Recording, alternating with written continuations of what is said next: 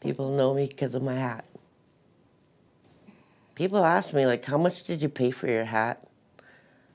And I'm like, I found the hat and I just used a marker. They're like, really? I said, yeah. I said, all my hats will have it.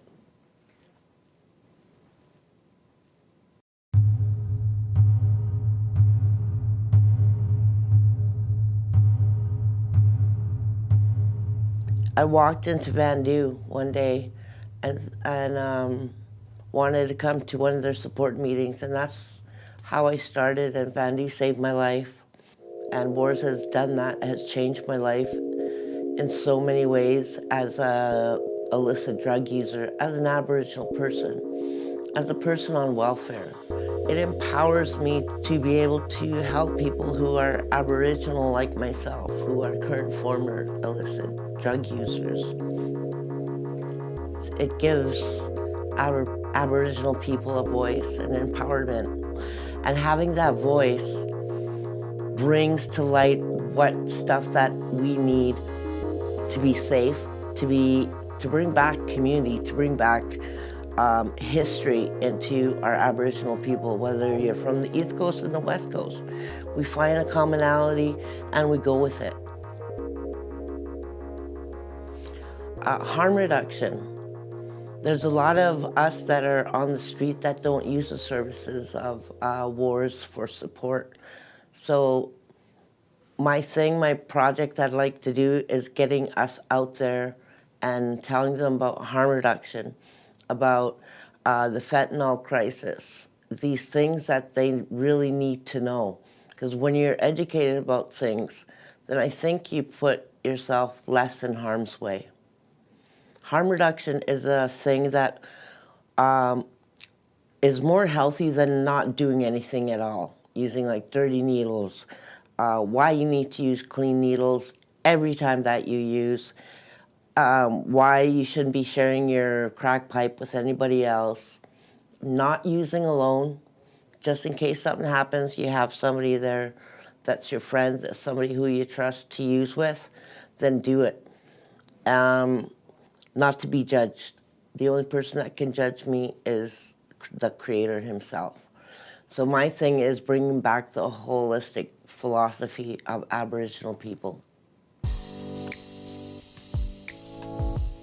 Learning about your culture as an Aboriginal person, knowing that I'm Ojibwe and how we used to live, and bringing back the spirituality and testimonials of our people and how they see what harm reduction is. Like, it's getting everybody involved. It's just not one person. It's just not one organization. We all need to pull together and help each other, whether you're white, yellow, black, or red. It's those kind of things that I want people to live by.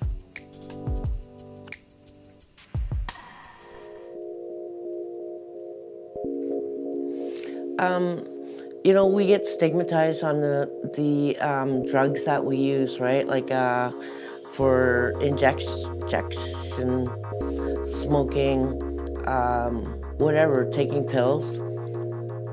For me, you gotta know the person in order to know about why they use. What WAHRS is trying to address is not that what society does. They address the addiction and they forget about the person. They think we'll do the addiction and then the person will be fine. No, the thing is, they may have trauma. They may have a broken soul or a cracked, you know, like maybe their heart's cracked a bit. And what we're gonna address is, why are you using?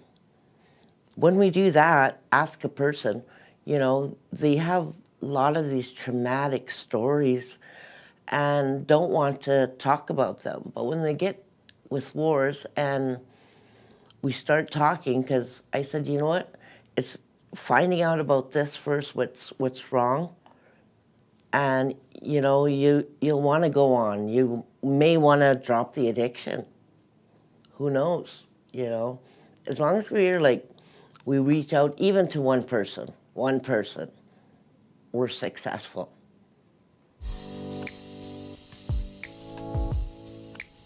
Me, when I go out and tell people who we are, I am straightforward. I tell them I'm an Aboriginal person. I use illicit drugs. I smoke crack every day. I'm on welfare. I'm a woman. I live in the downtown east side. But you know what? People say, hey, it's supposed to be negative and I should be withdrawn and go home and cry. No. What I do is I know that's who I am, but that makes me stronger to say, hey, you know, break the stigma of people who use, you know. And I ask people, did you even know this about me? And they're like, no.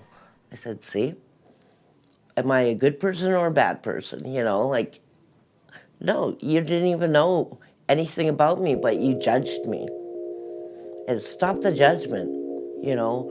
Get to know a person. Get to know the person that you think is, junkie or meth head or whatever, right?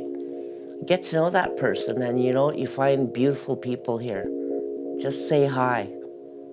That might actually save somebody's life by just saying hi to them on the street.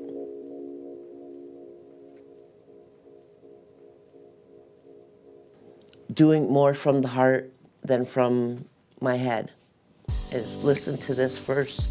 And the Creator always puts things in front of me, maybe trials, tribulations, or glory and honor.